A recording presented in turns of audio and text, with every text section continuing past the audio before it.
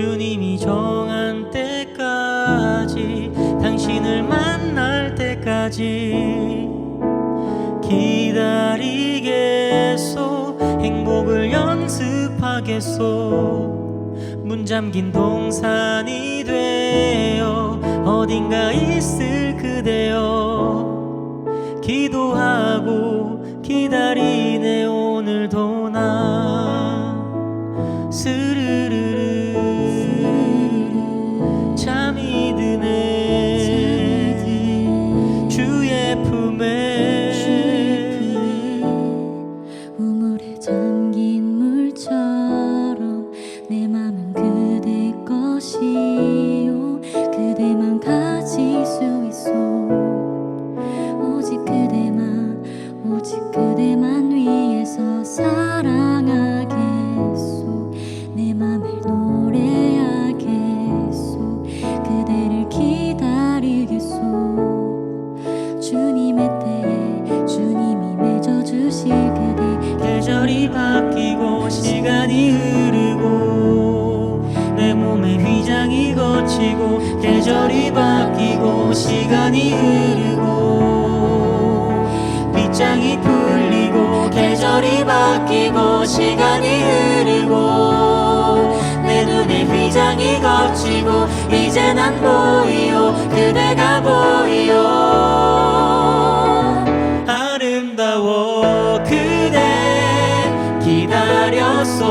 매일 꿈꿔왔소. 주의 손을 잡은 아리따운 그대 모습 이제 깨어나오. 함께 걸어가오. 주가 주신 동산 다스리며 걸어가오. 이제 보내 내 이샤를 그댈 보내.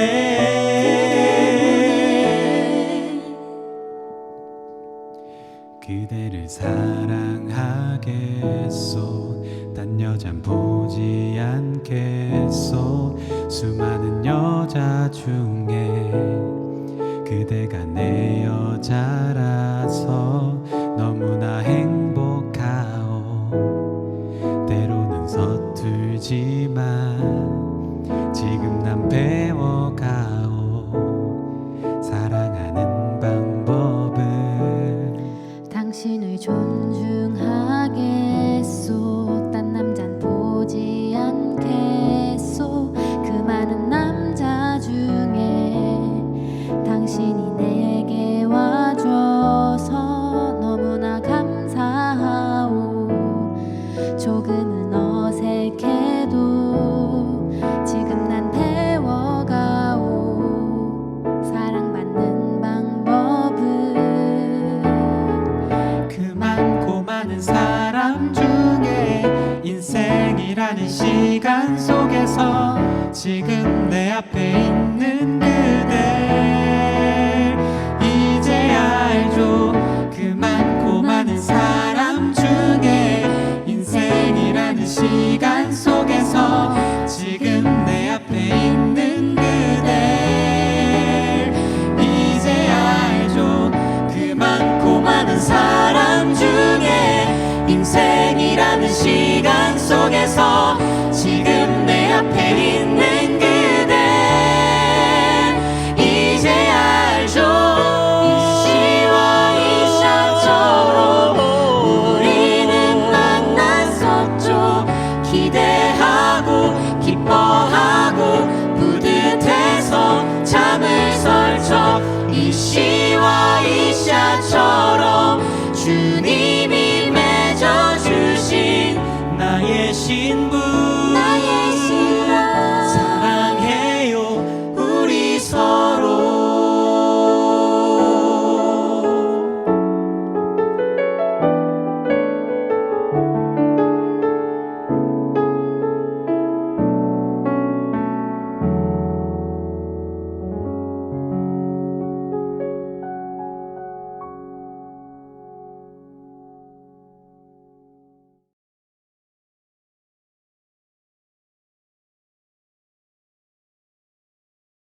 사랑의 하늘아버지, 저희가 한 주간 윤경식 목사님을 통하여 청년 예수의 마음을 살펴볼 수 있도록 인도하시니 감사합니다.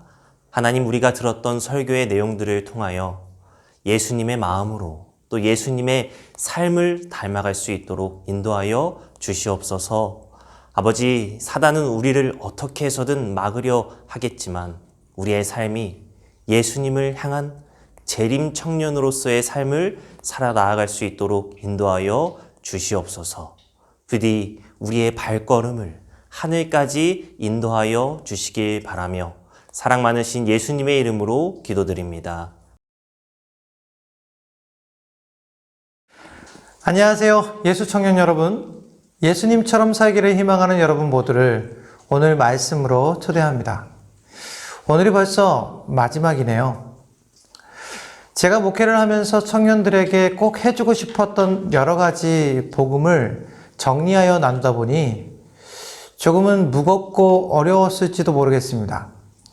제 목회를 정리하는 마음으로 소개해드린 말씀들이 부디 청년 여러분들에게 힘과 용기가 되기를 간절히 기도합니다. 오늘은 그 마지막 예수 닮기 여정을 시작한 우리들의 시선이 어떠해야 하는지를 한번 살펴보겠습니다. 하나님의 말씀 요한복음 8장을 읽겠습니다. 좀 깁니다. 잘 따라와 주십시오. 예수는 감람산으로 가시다. 아침에 다시 성전으로 들어오시니 백성이 다 나아오는지라.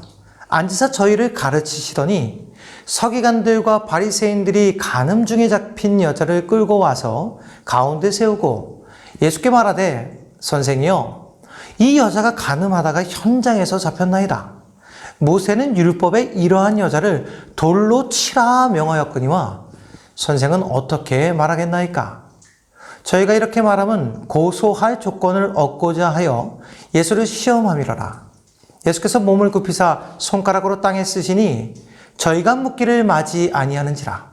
이에 일어나 가라사대, 너희 중에 죄 없는 자가 먼저 돌로 치라 하시고 다시 몸을 굽히사 손가락으로 땅에 쓰시니 저희가 이 말씀을 듣고 양심의 가책을 받아 어른으로 시작하여 젊은이까지 하나씩 하나씩 나가고 오직 예수와 그 가운데 섰는 여자만 남았더라. 우리는 인생을 살면서 많은 문제들을 만나죠. 그리고 그 문제들에서 구원받고자 정말 힘겹게 매일매일을 살아갑니다. 하지만 경험과 연구에 의하면 인생의 정말 커다란 문제는 관계의 문제라는 것을 알게 되죠. 성적 문제와 학교 적응 문제로 자살하는 학생들을 살펴보면 그 모든 문제의 핵심은 부모와의 관계, 친구와의 관계에서 온다고 합니다. 우리를 힘들게 하는 가족과 회사, 그리고 교회와 사회에서 발생하는 모든 문제의 핵심 역시 관계에 있다는 것이죠. 하나님께서는 오늘 예수를 닮기 위해 예수만 바라보며 살아가는 이 시대의 그리스도인 청년인 우리가 가장 많이 넘어지는 장애물, 관계의 문제를 해결해 주시려고 합니다. 방금 전 읽었던 성경의 본문에 등장하는 간음하여 현장에서 잡힌 여인은 평소에도 소문이 그리 좋지 않던 여인이었습니다. 어떠한 성장 배경과 이유인지는 정확하게 밝히고 있지 않지만 어쨌든 상당히 문란하게 인생을 더럽혀온 부도덕한 여인이었음은 분명합니다. 상당히 부절제한 삶을 살았고 흥청망청 소비를 하며 인생 역시 낭비하고 살았던 그런 여인이었죠. 순간순간 자신의 삶을 돌아보며 무엇인가 잘못되었다는 것, 자신이 원치 않는 길을 걷고 있다는 것은 느꼈지만 어떻게 자신의 삶을 변화시켜야 할지 알지 못하여 그렇게 하루, 한 달, 몇 해를 보내며 어찌할 수 없는 삶의 무게에 쫓겨 그냥 그렇게 되는 대로 살아가는 여인이 되었죠. 자신의 소비와 망가진 삶을 지탱하기 위해 할 수 있는 일이라곤 어쩌다 발을 들여놓은 창부의 일밖에는 없었습니다. 처음엔 몸을 파는 여인이 아니라 사랑을 구걸하는 여인이었죠. 하지만 한 남자, 두 남자를 거치며 이 세상에 자신을 진정 사랑해 줄 사람은 없다고 확신하게 되었죠. 더욱 심각한 것은 본인이 자신을 보아도 누구의 사랑을 받을 만한 존재가 아니라고 여겨진다는 것입니다. 그렇게 신락 같던 희망도 버리고 산 지 오래된 어느 날, 이 여인의 인생에 돌멩이가 던져집니다. 예전과 동일하게 일정의 돈을 받고 남자와 몸의 거래를 합니다. 그런데 이날 예정에 없던 불청객들이 이 간음의 현장에 들어닥치죠. 놀라고 당황하는 것도 잠시, 마치 준비라도 한 듯이 일사천리로 사람들의 손에 끌려 광장까지 개처럼 잡혀옵니다. 죽고 싶을 만큼 부끄러운 이 순간, 그녀의 앞에 예수님이 등장하죠. 이 여인도 얼마 전 예수님의 소문을 들었습니다. 죄인과 약한 자, 병자의 친구로 소문난 선지자, 예수 그리스도. 그를 만난 모든 사람은 육체의 고통과 마음의 상처에서 구원을 받았다는 소문은 이 여인의 마음을 흔들어 놓았습니다. 하지만 언제나 군중들 틈에 섞여 계시는 예수님을 만나는 것은 이 여인에게는 불가능한 일이었죠. 이 여인은 마음으로 생각합니다. 과연 나도 예수님을 만나면 구원을 받을 수 있을까? 나 같은 죄인도 예수님이 만나주시고 고쳐주실까? 그런데 그렇게도 만나고 싶었던 그 예수님이 가장 만나고 싶지 않은 이 순간, 이 여인의 앞에 등장한 것이죠. 여인은 차마 고개도 들지 못하고 더러운 헝겊으로 겨우겨우 더 더러운 몸을 숨기며 두려움에 벌벌 떨고 있었죠. 이제 죽겠구나. 이렇게 죽는구나.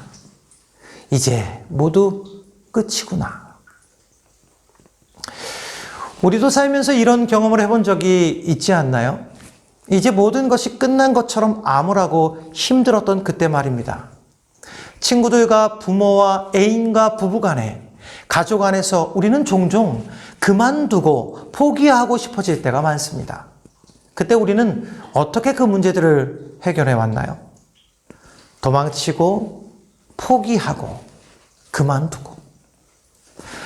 하지만 예수님은 우리에게 다른 방법을 제시합니다. 그 당시 유대의 법은요, 간음하다 현장에서 잡힌 죄인은 모두 돌로 쳐서 죽였습니다. 가장 은혜로운 것은 큰 돌로 한 방에 아픔 없이 죽는 것이었으나 이 여인에게는 그러한 은혜도 허락되지 않았죠. 벌떼같이 몰려든 군중들의 손에는 이미 손바닥 크기의 짱돌들이 들려져 있었습니다. 돌에 맞는 형벌에 처해지는 대부분의 사람들은 이만한 짱돌을 200개 정도는 맞으며 살이 찢기고 머리가 터지는 고통을 모두 감당한 후에야 겨우 죽을 수 있었습니다. 이 여인의 운명도 이제 이렇게 될 것입니다. 심장이 고동치고 눈에서는 하염없이 눈물이 흐릅니다. 지나간 인생이 주마등처럼 스쳐 지나가죠. 입술도 치아도 몸 전체가 폭풍우 앞에 선 갈대처럼 거칠게 흔들립니다. 폭발할 것 같은 두려움에 사로잡혀 언제 첫 번째 돌멩이가 던져질지 기다리고 있었습니다. 그런데 한참이 지나도 돌멩이가 날아오지 않는 것입니다.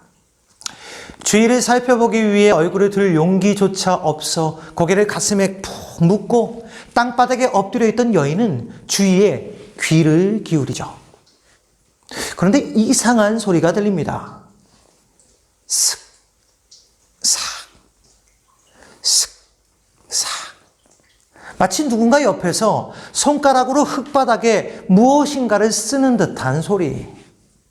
그리고 조금 더 떨어진 곳에서는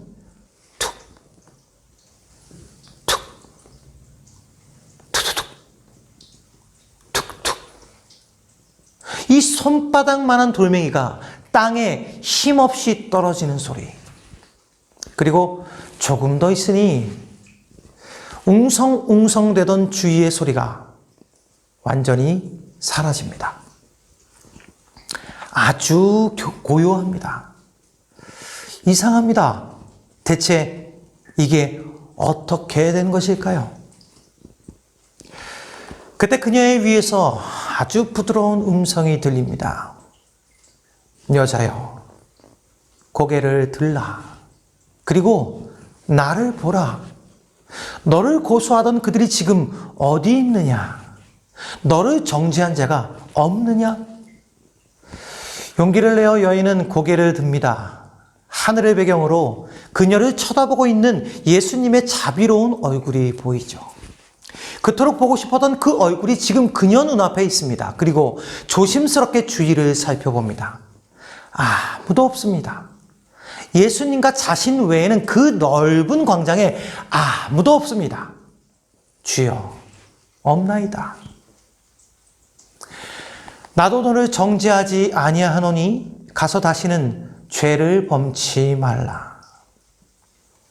이 여인의 눈에서 기쁨의 눈물이 한가득 떨어집니다. 두려움으로 경직되었던 몸이 따뜻하게 풀리며 온몸에 힘이 빠집니다. 주체할 수 없는 기쁨의 오열이 온몸을 두르죠. 주여, 감사합니다. 저를 구원해 주셔서 정말로 감사합니다. 성경을 연구하는 많은 사람들은 이 여인을 막달라 마리아라고 합니다. 예수님께서 이 땅에서 가장 방문하기 좋아하셨던 행복한 가정, 나사로의 가정, 그 가정의 막내가 바로 이 막달라 마리아였던 것입니다. 예수님의 가장 친한 벗 나사로가 그녀의 오빠였고, 예수님께 늘 맛있는 음식을 사랑으로 준비했던 마르다가 바로 그녀의 누이였습니다. 그리 크지 않은 동네 베다니에서도 그리 부유하지 않았던 세 남매, 그들에게 언제부터 어떻게 부모가 없었는지, 그 가정의 삶이 어떠했는지 더 자세한 내용은 성경에 기록되어 있지 않았지만, 성경에 기록된 어떤 가정보다 행복한 가정이었다는 것은 확실합니다. 하지만 이렇게 사랑스러운 가족의 분위기도 사실은 마리아가 예수님을 만나기 전에는 정반대였다고 우리는 추측할 수 있을 것입니다. 예수님을 만나고 참된 구원을 경험한 마리아는 모든 관계의 문제를 해결하게 된 것이죠. 한번 상상해 보십시오. 만약에 여러분들의 가정에 문제아 한 명이 존재한다면, 모든 문제들을 안고 있는 한 명의 사람이 여러분들의 가족 안에, 구성원 안에 있다면 여러분들의 가족의 분위기는 과연 어떨까요?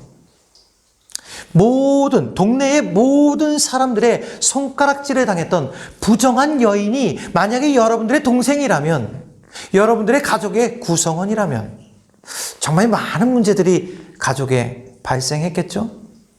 그것처럼 마리아가 예수님을 만나기 전 그 가정의 문제는 상당히 심각했을 것입니다. 그러나 예수님을 만나고 참된 구원을 경험한 마리아는 그 모든 관계의 문제에서 해방이 되었습니다. 관계의 문제를 해결한 마리아가 가장 먼저 들은 말은 이것이었습니다. 고개를 들어 하늘을 보라. 사랑하는 예수 청년 여러분, 힘들고 지칠 때, 예수님 닮기를 포기하고 싶을 때, 예수님과 동행하는 것이 너무 버거울 때 고개를 들어 하늘을 보십시오. 예수님께서 바로 여러분 위에서 여러분을 따뜻하게 안고 계심을 느끼실 것입니다. 그 사랑이, 그 은혜가 보이실 것입니다. 저는 어렸을 때 하루는 땅에서 5,000원짜리 지폐를 주워 본 적이 있습니다. 그리고 한동안은 정말 계속 땅만 쳐다보며 다녔던 기억이 있습니다. 또 다른 행운, 또 다른 이 땅의 구원이 없을까 해서 말입니다. 하지만 그 이후 진짜 구원은 보이는 땅에 없고 보이지 않는 하늘에 있다는 것을 알게 된 후에도 이상하게 자꾸 어깨는 축 처지고 고개는 숙여 땅만 보며 살게 되는 것입니다. 성경은 그 이유를 죄 때문이라고 말하죠. 지금으로부터 약 6,000년 전 하나님께서 지구를 창조하신 이야기가 창세기라는 성경에 기록되어 있는데요. 하나님께서 창조하신 지구의 모습은 정말 아름답고 아무런 아픔과 문제가 자리할 공간이 없었습니다. 그런데 최초의 인간이었던 아담과 하와가 죄를 지은 후 죄의 결과로 인간은 많은 문제를 경험하게 되죠. 그 첫 번째가 바로 관계의 문제였습니다. 죄를 짓고 가장 먼저 인류는 자신의 진짜 모습을 볼 수 없게 되었습니다. 성경은 죄를 지은 후 가장 먼저 인류가 한 행동을 이렇게 기록하죠. 나뭇잎으로 몸을 가리웠다. 자신의 부끄러움을 가리게 된 것이죠. 다시 말해서 자기 자신을 사랑하고 가치 있게 여기지 못하고 부끄러워하게 되었다는 것입니다. 두 번째는 상대방의 진짜 모습을 볼 수 없게 되었습니다. 성경에 보면 죄를 가장 먼저 범한 사람은 여자인 하와였지요. 그런데 남자인 아담은 선악과를 따먹으면 죽을 것을 알면서도 사랑하는 하와 없이 살 자신이 없어서 그 모든 결과를 감수하고 하와가 주는 선악과를 먹고 죄를 지었다라고 기록되어 있습니다. 그런데 자신의 생명보다 더 소중하게 사랑했던 하와를 아담은 죄를 짓자마자 배신하죠. 버립니다. 하나님께서 아담에게 와서 너 왜 내가 먹지 말라고 명령한 선악과를 먹었느냐라고 질문하자 어떻게 대답합니까? 저 여자 하와가 저를 꼬셔서 선악과를 먹게 했습니다. 다시 말해서 저는 잘못이 없어요. 저 여자의 잘못이에요. 라고 모두 잘못을 하와에게 돌리고 있는 모습을 보게 됩니다. 옆에서 이를 듣고 있던 하와의 심정은 어땠을까요? 마리아의 심정과 같지 않았을까요? 정말 이 세상에 믿을 놈 하나 없구나. 사랑 웃기고 있네. 인류는 이처럼 죄를 짓고 자기 자신과의 관계가 파괴되고 서로와의 관계가 망가지게 되었습니다. 이처럼 관계가 무너져버린 우리의 삶에 지금 예수님은 찾아오십니다. 그리고 그 관계를 회복시켜 주시고 싶어 하시죠. 관계의 회복, 그 첫 번째는 바로 우리 자신의 진짜 모습을 볼 수 있어야 가능합니다. 그리고 관계의 회복, 그 두 번째는 상대방을 바로 볼 수 있어야 가능합니다. 그런데 이 모든 것의 시작은 바로 예수님과의 관계를 회복하는 것에서 시작됩니다. 그래서 예수님은 언제나 우리에게 문제를 보지 말고 고개를 들어 하늘을 보라고 부탁하고 계시는 것입니다. 다섯 가지 사랑의 언어라는 책을 쓴 게리 체프먼은 이렇게 이야기하죠. 모든 사람은 받은 사랑만큼 남을 사랑할 수 있다. 그러니 남자는 여자를 그리고 여자는 남자를 먼저 사랑하라. 모든 사람은 자신의 빈 그릇이 채워져야만 남의 그릇을 채울 만한 여유가 생긴다는 것이죠. 하지만 문제는 여기에서부터 시작됩니다. 대체 그 먼저가 누구냐는 것이죠. 모든 남자는 먼저 여자에게 인정받고 존경받기를 원합니다. 당신이 먼저 나를 존경해주고 인정해주면 내가 당신을 사랑하겠다고 말하죠. 반면 모든 여자는 이렇게 말합니다. 당신이 먼저 나를 사랑하고 아껴주면 나도 당신을 존경하고 당연히 당신을 존경하고 인정해줄게요. 서로 상대방이 먼저 자신을 사랑해 주기를 원하는 것은 너무나 당연한 인간의 본성이라는 것이죠. 그래서 우리 모두는 누구보다 먼저 우리를 사랑해 줄 수 있는 분이 필요한 것입니다. 만약에 그렇지 않으면 우리는 끝까지 서로가 서로에게 먼저 사랑해 달라고 계속 요구할 것밖에 없기 때문입니다. 먼저 나를 사랑한 그 사랑이 있어야만 우리는 다른 사람을 사랑할 수 있고 그 사랑이 있어야 우리는 모든 관계를 회복하고 그 문제에서 구원받을 수 있다라는 것입니다. 예수님은 그래서 이렇게 말씀하십니다. 나에게 사랑을 더 많이 받은 자, 은혜를 더 많이 받은 자가 상대방을 먼저 채우라. 나와의 관계가 먼저 회복된 자가 먼저 사랑하라. 하나님이 우리를 사랑하시는 사랑을 우리가 알고 믿었노니 하나님은 사랑이시라. 우리가 사랑함은 그가 먼저 우리를 사랑하셨습니다. 하나님은 사랑이십니다. 이 시간 그 사랑을 믿고 받아들이시기 바랍니다. 그래서 늘 고개를 들어 하늘을 바라보는 예수 청년들이 되시기를 간절히 소망합니다. 성경은 우리에게 서로 사랑하라 라고 명령합니다. 그것이 구원의 핵심이기 때문이죠. 하지만 여기에서 말하는 사랑을 하라라는 이것은 두 가지로 분리해서 말할 수 있습니다. 첫 번째는 사랑을 받으라. 그리고 두 번째가 사랑을 주라입니다. 인간은 사랑을 받아야 줄 수 있는 존재이기 때문이죠. 그것을 우리를 창조하신 예수님께서는 이미 너무 잘 아시기에 우리에게 먼저 자신의 사랑을 부어주신 것입니다. 먼저 우리에게 사랑을 주시는 예수님의 사랑을 받아야 나와 타인을 사랑할 수 있다는 것을 명심하시기 바랍니다. 오늘 이 시간 그 사랑을 경험하시기를 간절히 소망합니다. 생텍쥐베리의 어린 왕자라는 책을 읽어보셨습니까? 그곳에 나오는 어린 왕자는 자신의 별에 장미꽃 한 송이를 내버려 두고 여행을 떠납니다. 그런데 7번째 별인 이 지구에서 온 우주에 한 송이밖에 없을 것 같았던 자신의 별에 두고 온 장미와 비슷하게 생긴 장미꽃들이 만발한 정원을 발견하게 되죠. 깜짝 놀란 어린 왕자는 이렇게 생각합니다. 이 세상에 오직 하나뿐인 꽃을 가졌으니 부자인 줄 알았는데 내가 가진 꽃은 그저 평범한 한 송이 꽃일 뿐이었구나. 내 별에는 작은 화산 3개와 평범한 꽃 한 송이뿐이야. 그것만으로는 난 위대한 왕자가 될 수 없어. 어린 왕자는 갑자기 본인이 불행해 보여서 서글퍼집니다.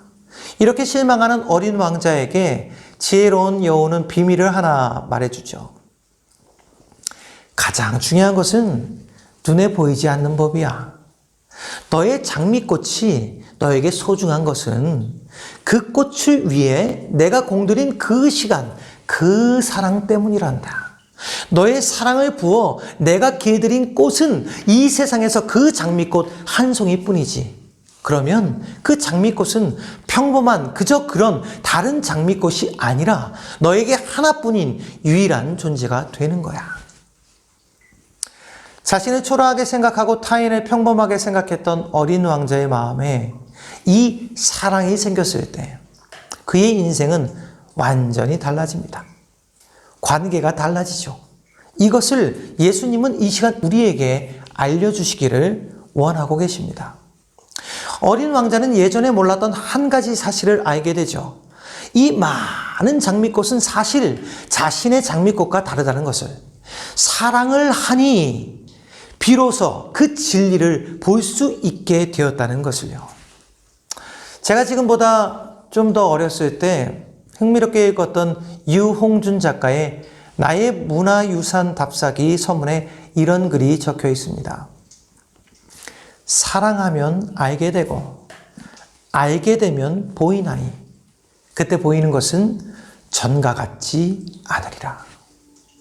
이 유홍준 씨는 사실 우리나라의 많은 문화유산들을 다른 눈으로 바라보며 사랑할 것을 우리에게 부탁하는 것입니다. 하지만 그것은 문화유산에만 속한 이야기는 아닐 것입니다. 우리가 만약에 사랑을 하게 된다면 예전에 우리가 보았던 많은 것들이 다르게 보이게 될 것이고 그때에서야 우리는 진짜 정말 우리가 봐야 하는 것을 볼 수 있다는 것이죠. 사랑하면 알게 되고 알게 되면 보이나니 그때 보이는 것은 전과 같지 않을 것입니다. 청년 예수님께서는 지금도 당신을 사랑하십니다. 그 사랑을 받아주시겠습니까? 예수님께서는 지금도 당신에게 이렇게 말씀하십니다. 고개를 들어 하늘을 보라. 그곳에 너를 사랑하는 나의 마음, 십자가가 있노라. 주 예수를 믿으라. 그러면 너와 내 집이 구원을 받으리라. 예수 청년 여러분, 이제 우리 땅이 아니라 하늘을 바라보며 삽시다. 하지만 고개를 들지 않으면 결코 하늘을 볼 수 없겠죠. 예수님의 사랑을 믿고 고개를 들어 하늘을 보시기 바랍니다. 그것이 예수 닮기 위해 십자가를 지고 가는 예수 청년들이 해야 하는 첫 번째 과제이자 영원한 축복입니다. 예수 청년 여러분, 일주일 동안 반가웠고 참 고마웠습니다. 하늘까지 함께 가면 좋겠습니다.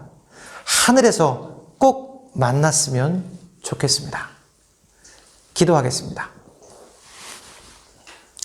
사랑이 많으신 하나님 아버지, 감사합니다. 일주일 동안 주님께 기도하면서 함께 만나고 함께 찬양하고 함께 말씀을 펼쳤던 우리가 이제 주님께 고백합니다. 우리를 사랑하시는 예수님의 사랑이 있어야만 우리의 삶이 행복할 수 있음을 이제 고백합니다. 그 사랑을 받아들이게 하시고 그 사랑 안에서 하나 되게 하소서. 주님께서 우리에게 주시는 그 사랑을 통하여 우리의 삶에 절비한 모든 관계의 문제들을 해결하게 하시고 주님께 받은 사랑을 함께 나눌 수 있는 용기와 믿음도 허락하여 주시옵소서. 그래서 먼저 받은 사랑을 가지고 사랑을 나누는 주의 제자, 주의 백성, 주를 닮은 청년들이 될 수 있도록 인도하여 주시옵소서. 그렇게 예수님의 손을 잡고 예수님과 함께 동행하다가 저 하늘까지 함께 가는 주의 백성이 되게 하시옵소서. 그래서 저 하늘에서 예수님을 만나 영원히 함께 행복하게 살 수 있도록 인도하여 주시옵소서. 비록 힘들고 지치겠지만 그 모든 순간마다 우리가 혼자가 아님을, 언제나 우리와 함께 하시는 예수님이 계심을 믿고 의지할 수 있도록 인도하여 주시옵소서. 이 모든 말씀 사랑이 많으신 예수 그리스도의 이름으로 간절히 기도합니다.